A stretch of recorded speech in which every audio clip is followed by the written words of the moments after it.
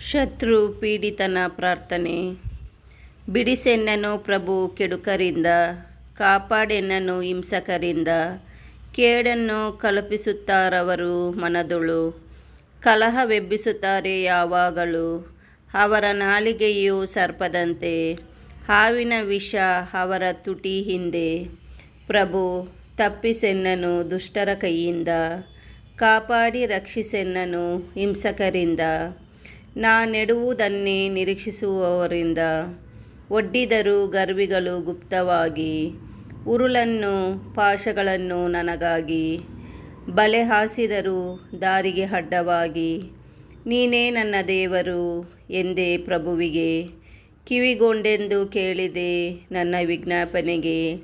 ಸ್ವಾಮಿ ದೇವ, ನೀನೆನಗೆ ದುರ್ಗಸ್ಥಾನ, ರಣರಂಗದಲ್ಲಿ ನೀನೆನಗೆ ಶಿರಸ್ತ್ರಾಣ.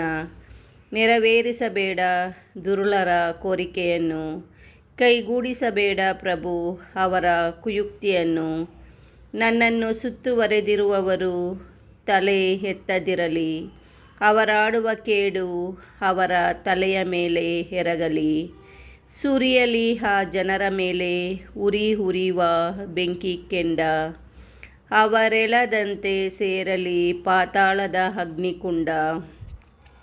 ಉಳಿಯದಿರಲಿ ನಾಡೊಳು ಚಾಡಿಕೋರರು, ಕೇಡಿಂದ ನಾಶವಾಗಲಿ ಹಿಂಸಕರು.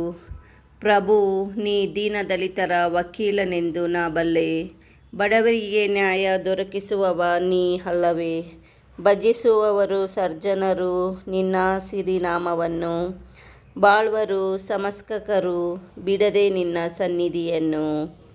ಜೀವ ಕೊಡುವ ದೇವರ ವಾಕ್ಯವಿದು.